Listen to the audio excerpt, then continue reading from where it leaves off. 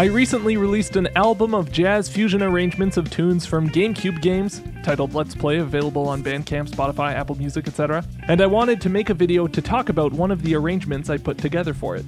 Firstly, just to say, I have an album! Please listen to it! But also because I always talk about music from the perspective of a listener, trying to reverse engineer how each note got put where it did. And I think it'll be cool to get to talk about music from the other side of the process. The arrangement I'm going to break down is the track Rainbow Road from Mario Kart Double Dash, which is an arrangement I'm very proud of and was the result of a more or less equal mixture of music theory, inspiration, and shameless thievery. First, let's take a listen to the original tune and my arrangement back to back, so you can get a sense for what kind of changes I made.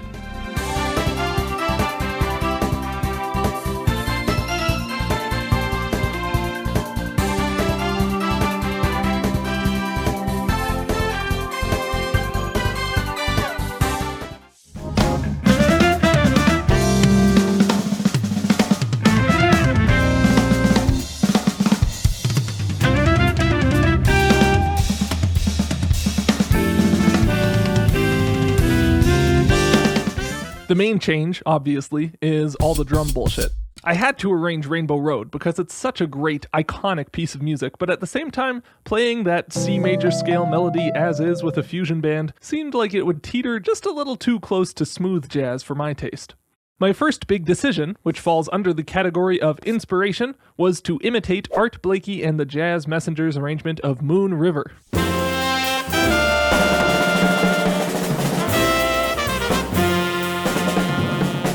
The original Moon River is a beautiful 3/4 ballad, but Blakey's arrangement ratchets the tempo way up and breaks up each individual phrase of melody with bombastic solo drum fills. This is the first jazz recording I ever really fell in love with, and when I experimented with foisting this idea onto Rainbow Road, I found that, by doubling the speed of the melody notes but keeping the length of the form the same, it made these perfect little pockets of space for me to go hog wild on behind the drum kit. I had the head in, and it felt right, but now it needed to go somewhere. The original Double Dash Rainbow Road theme is made up of 3 main sections.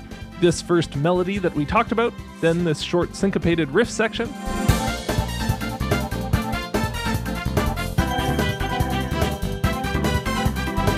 and then finally a version of Mario Kart 64's Rainbow Road theme that closes out the form.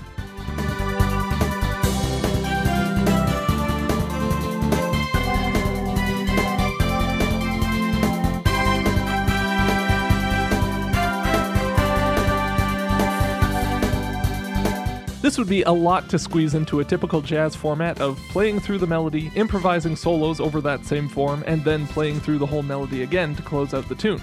That kind of thing can feel a little repetitive, so I opted to treat the whole arrangement as going through one round of the form. The head in is this first melodic section, which we went over. The short syncopated riff that follows could work as a background figure behind the soloist in a solo section. And then all the tension that would be built up throughout this wild drum-heavy head in and solos would be released with the N64 theme played in a more straightforward way for the head out. This theme is hyper nostalgic, so it worked great as a treat for the listener for making it through all the crazy fast notes in the beginning and middle of the tune. But before that, I had to figure out what to do for the solo section. For the solo section, you need chords to solo over, and I wanted a new concept. Something ideally based on the original syncopated riff section's harmony, but also more, dare I say it, jazzy. The original bit is based on this back and forth between the flat 7 chord, B flat major 7, and the tonic, C major, and this reminded me of an old, separate idea I had been fooling around with before ever starting on this arrangement. This one definitely gets chalked up in the theory category. I was fooling around with a 12-bar blues form and trying to find a way to make a version of this progression based around dominant 11 chords, a dominant chord with both the major 3rd and natural 4th in the voicing. It's a cool sounding chord, a little bit dissonant but not gross, with kind of a sus chord type of sound, but not quite. I think it's great. Working out concepts like this with a blues form is a great go-to because the blues form has been applied to basically every genre of music since the 20th century, and historically a lot of new genres get their start by establishing a new take on the blues. First, for those who don't know, this is a basic blues form. You start on the 1 chord, jump to the 4 chord, and then back to the 1 chord for 2 bars. Then you jump to the 4 chord for 2 bars, and back to the 1 chord for 2 bars. Finally, you get this 5 to 4 to 1 move for the final 4 bars, which is a fun inversion of the more classical 4-5-1 cadence. Now, taking this 11 chord voicing and applying it to the basic 1, 4, and 5 chords in a blues form didn't really sound that great.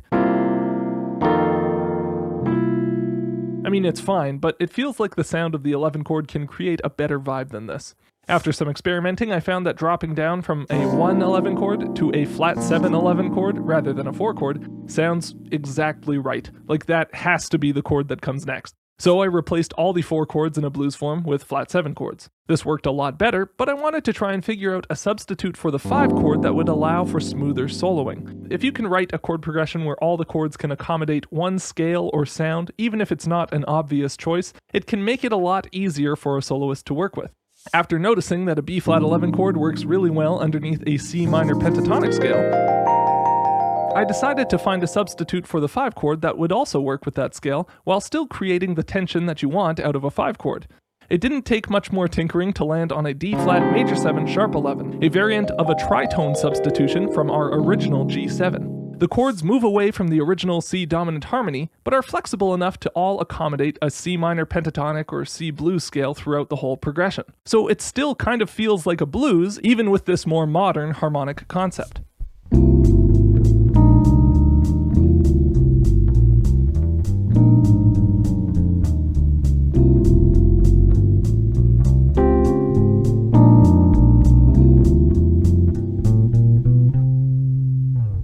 After completing this blues form experiment, I just buried it in some folder in my computer and forgot about it. But working on Rainbow Road and needing something for a solo section based around a flat 7 to 1 idea, I realized that 11 chord blues thing would work perfectly. I took it out of a 12-bar form and crammed it into 8 bars, but I made sure to keep the 1 flat 7 1 and flat 2 flat 7 1 movements from the original form. Substitutions of the 1 4 1 and 5 4 1 movements that are quintessential to blues harmony. I went back and plopped these chords into the head-in to tie the 2 sections together, and then added this frankly stupid harmonization of the ending of each phrase.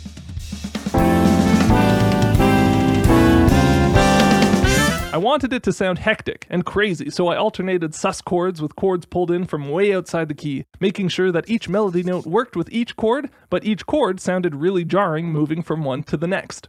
I wanted to bring this kind of sound into the solo section too, to further tie the 2 sections together, so I decided to double the length of the solo section, repeat this 8-bar form, and replace the final turnaround with a G over A to A over B to B over C sharp that resolves back to our C11. I like how it takes you out of the key farther and farther, enough to raise alarm, but then drops you off neatly back where you started. For the solo section groove, I wanted something fast and hectic to carry forward the feeling from the opening melody, so I stole the bass line and groove from Herbie Hancock's Actual Proof, made them noticeably worse, and called it a day.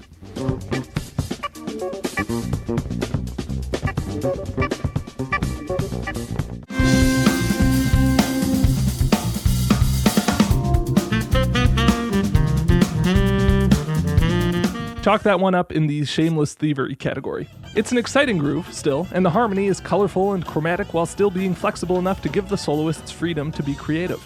I've played this chart with a few different groups and had multiple people tell me how fun it is to play over, so I consider that a huge success.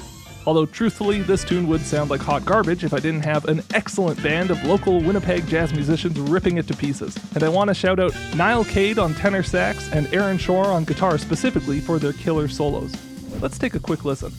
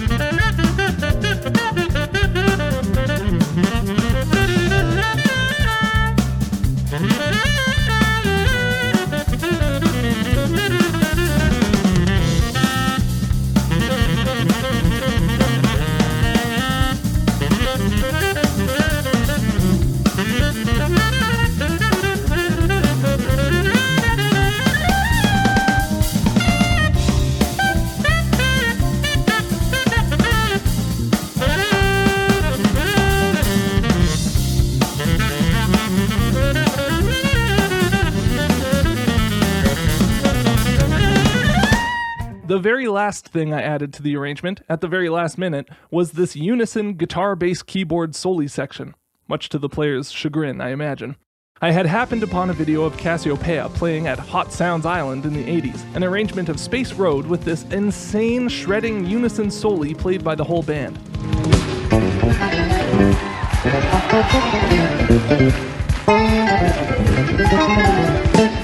It was so killer, and a total surprise, as it's not part of any other recorded version of this tune that I'd heard. I was just so blown away that I had to shamelessly steal this idea and write something similar to break up the solos in my arrangement.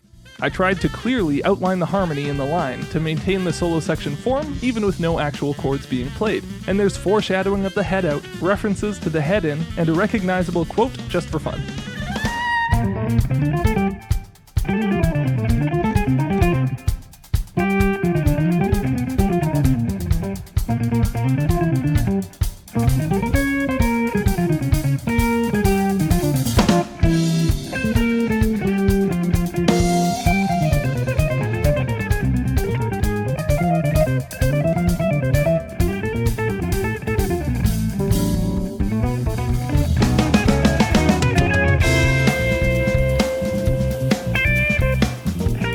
I used the G over A to A over B to B over C sharp turnaround that I mentioned before to foreshadow the transition from the last solo into the head out. The head out is supposed to be a big release of all the tension built up so far, and I wanted to ratchet up the tension as much as possible before we actually get that release. I wrote a little variation of the harmonized hits that end each phrase of the head in, and got the band to play it the last time through the solo changes. Then I repeated that figure up a half step, built through a G augmented chord with a little melody quote in the bass, and then set up the head out in the key of G with this big C over D hit.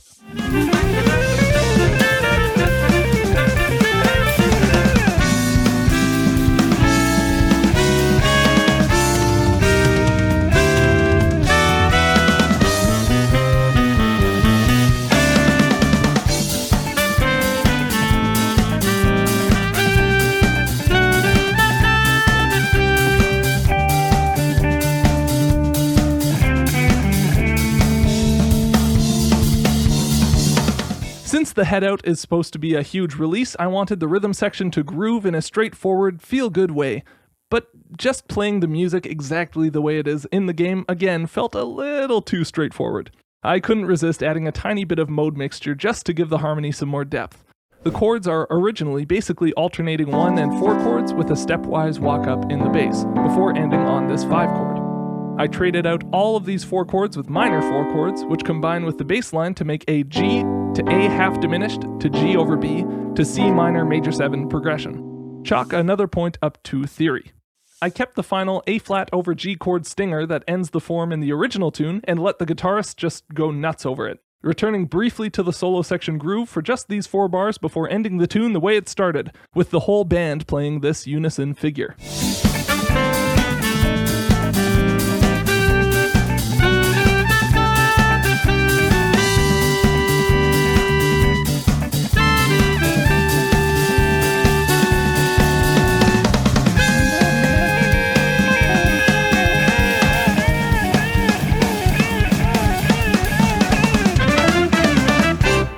Altogether, it looks like this arrangement was made with 20% inspiration, 40% music theory, and 40% shameless thievery.